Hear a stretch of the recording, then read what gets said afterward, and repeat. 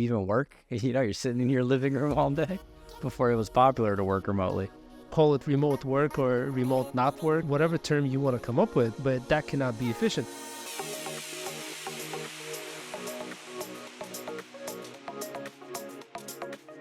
Hey everybody, Reggie here with Vista Social for the Beyond Social podcast, where we take you behind the scenes on building a tool for marketers. I've got here Vitaly, and we wanted to chat today about how we've built an international company, really, when we talk about our team and how we've been able to really be virtual internationally, and let's say maybe the benefits around doing something like that if you're maybe getting bogged down in starting a company, starting an agency or a brand, and you want to get hold up in just the geography of where you're in.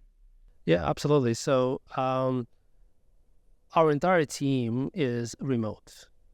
And over the years, we saw absolutely no reason for sticking with one location. As a matter of fact, when we post a job and say on Upwork or other sites and we get responses, we don't even look at where geographically people are. And that has never been a problem. That has never been even a consideration, and it always just is remarkable to me how much in common we have, no matter what country or religion, we come from. On our team, we have, I think last time I counted, at least 4 different religions. We come from, I think, 4 continents. Endless time zones, it'd be difficult to count. Many countries, multitude of languages, and not a problem. So we, in spite of different upbringings, define their different, food tastes, and nothing matters. Nothing. I mean, it's remarkable to see how the world is completely unified, and whether technology has kind of assisted that, whether that has always been the case, but somehow we just didn't see through it because, there was no FaceTime abilities and things like that. But it is an absolutely remarkable sort of feat to see companies, not only Vista Social, but other companies, to be completely global in every sense of the word. And we talked about this earlier, but I thought back to the fact that when we started working together, maybe 9 or 10 years ago, it probably was about 3 or 4 years into it that we finally saw each other face to face at like a retreat or something like that from the company that we had. Mind you were in Florida. I was. And I was in New York, and still we didn't see one another, right? Yeah. For like a couple of years. Yeah, don't mistake the fact that we're sitting here together right now as the fact that we live in the same city. We don't. A more extreme example of that would be Gene. Hi, Gene. Gene is an amazing coder. And Gene at the time lives in Belarus, and I'm in New York. And first 10 years of us working together, we did not even FaceTime. So there is a hiring, there is a payment. By the time our first project is complete, I know everything about Gene. I know his name. I know where he lives. I know his kids' names. I know, the makeup of his family. I know where he vacations. I know that he works. I know a lot about Gene, and I don't see them. And that's not even a thing. The fact that we don't interact in in a visual way, the fact that we didn't sit in the same office, didn't drink a beer, maybe the fact that we didn't drink a beer is more of a sort of something that I wish I could do. Obviously, it's always good to sort of socialize it, but it's not in the necessity. It's a really nice thing to maybe get together with people and have that drink and have the barbecue and whatnot. But that's 3 years, and here's 10. I think the first time I've seen him was on a FaceTime on one of those Zoom calls years later. And by then I think we sold our first company, and none of it mattered. And again, remarkable. And there's, I think, let's say post-COVID, and it's such a triggering word for a lot of our listeners, maybe post-COVID. There's a lot of concepts with companies who didn't do virtual or remote beforehand, so obviously it wasn't the norm. I mean, I remember a lot of times talking to family, they're like, "Do you even work? You're sitting in your living room all day before it was popular to work remotely. But a lot of companies, I feel like nowadays, talk to the inefficiencies of remote working, or like you need to have in-person meetups, and you've got to. And listen, those are all great things. Like you said, it's fun. It's awesome to be able to hang around and put a face to the name and to be able to be in person. But in almost a decade, it didn't impact our ability to deliver an amazing product. Correct. But I think also in time, I realized that with certain people, it works really well. In the case of the Gene, the example that I'm sort of giving, when we met, he was probably in his 30s. He was already a high-end professional in what he does, so he needed very little supervision. And mind you, he was and he still is extremely dedicated, extremely motivated, just on his own, like just very highly ethical person, like to work. So with him, this model worked. I think if you were to expand this model, you would need to implement measures that sort of don't rely on sort of the self-motivation as much, and find ways and measures to foster that. For example, as you know, now we have a mandatory camera. Camera has to turn on when we talk. At least that ensures some minimal degree of exposure to one another, facial expressions and whatnot, right? I think a lot of companies were forced into the virtual space. And when you are forced into something and you have to kind of do it drastically and quickly, and the processes are not in place, you would obviously see inefficiencies. For us, we gradually kind of progressed in that space. And, there are plenty of processes that are. The greatest example that we have in place, the examples that I always give to somebody who is working remotely is something along these lines. If you and I are sitting in the office and you need to get up and, let's say, go get some water, you don't need to tell me, hey, Vitaly, I'm off, I'm going to get some water, because I can see we're sitting in the same room. I see your desk. I see that you walked away. I'm not going to try to talk to an empty chair when you're out. But if you're working remotely and you get up to get the water, I have no idea. I have no visibility. So not to say that you have to ask for permission to get the water, but I'm using that example to sort of indicate what's missing when you're working remotely. And what's missing is that visibility. And for that reason, everyone kind of has to be more expressionate, like more increase the visibility into their work through whatever measures. I mean, people use Slack, people use status updates, they use project management systems to kind of see what everybody's doing. But I think there has to be a lot more rigor to that versus, let's say, when you do have the luxury working in the office. But again, it's very manageable. I think folks overlook that. And for that reason, I totally agree with you. And large corporations are not yet probably seeing the impact of the loss of productivity that they are actually experiencing. Because I have plenty of friends and former colleagues that do work at the larger corporations where they do work 3 hours in the office, 3 days a week in the office and whatnot. I mean, they practically admit to not doing anything 2 days out of the week while at home. And I mean, that just call it remote work or remote not work. I mean, whatever term you want to come up with. I mean, but that cannot be efficient. Or there's another thing to this. And this is kind of, I may be kind of misinterpreting some of the factual information, in which case I apologize. But years ago, I remember reading that in France, the work week is like 30 or 35 hours, shorter than US week. But the productivity measures are much higher, indicators are much higher. So they're just more productive and they don't have to work 40-hour weeks. So if the corporations are now claiming to be effective with a 3-day-a-week workers, and I anecdotally suggest that 2 days are days off, that means that the employees are basically working 60% of the time, and the companies are happy with what they deliver and have always been. Meaning that if they're not seeing that decline, that means the employees have always been working at the 60% capacity. But now, but that's, every company is going to sort of decide that for themselves. And for us, it's being both the global company, but also being a remote company, but also being very relatively small company, we cannot afford inefficiencies, right? From budgeting standpoint, from process standpoint, right? Meaning that, there is an expectation that the people work 8 hours a day.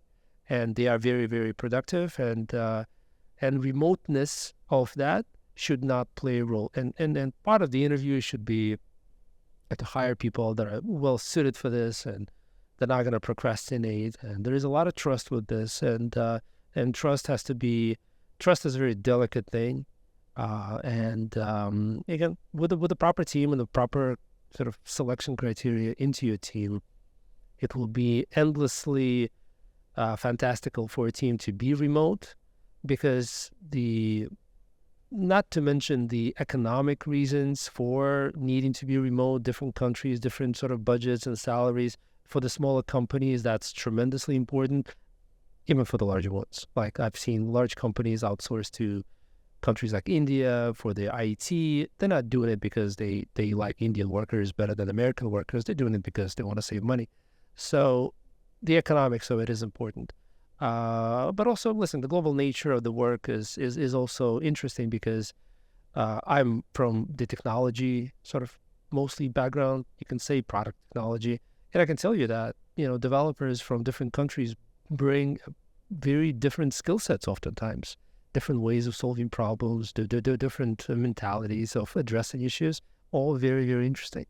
Yeah, and I mean, even in customer success, customer experience, you get different ways to think about a problem, right? Because our upbringings, the environment that we grew up in, and all of that plays a role in how we think about certain problems too. And so being able to think creatively, brainstorm, have think tank sessions about certain things is, I think, a lot more helpful too when you have so many different perspectives to be able to kind of chime in and to help.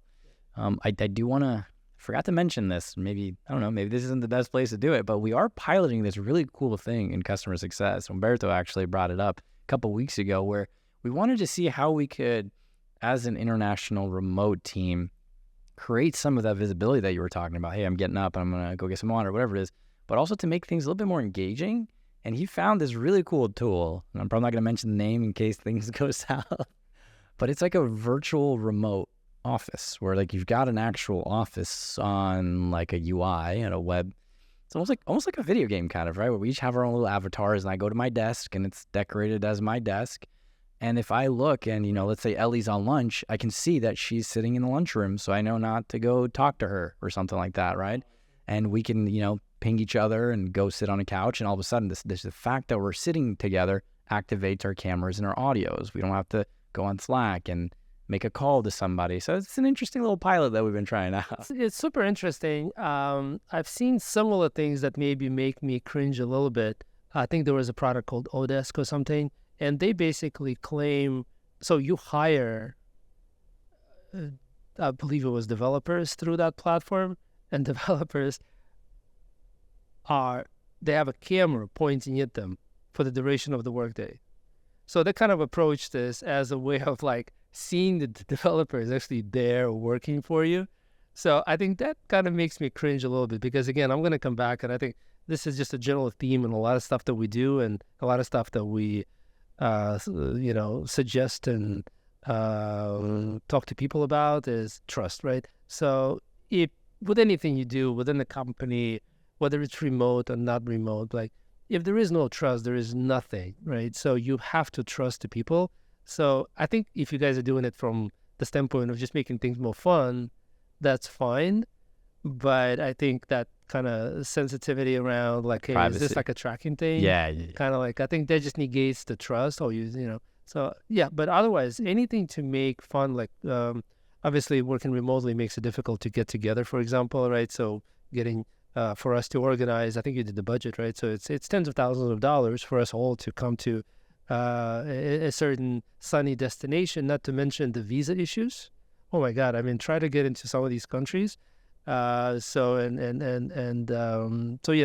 logistically speaking, is a little perhaps more difficult. But as you kind of suggested, I think we can have regional sessions, right? Like support can get together in a particular area, like tech can get together. So we can manage that kind of stuff.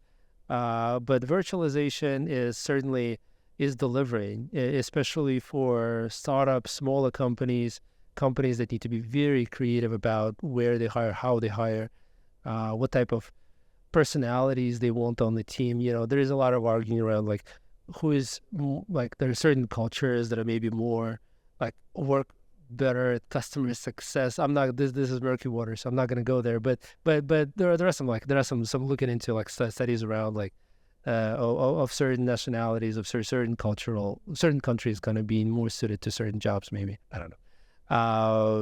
Hard to imagine that to be true, but yeah, a lot of opportunity for sure. And listen, at the end of the day, I'd love to be hiring here locally, but it's difficult. It's difficult because the competition amongst companies is much heavier. So if I'm looking at hiring somebody and that somebody has a choice of 10 other companies, then it's difficult, right? I think also in many cases we need that presence in different time zones, right? So it's almost like we don't have a choice.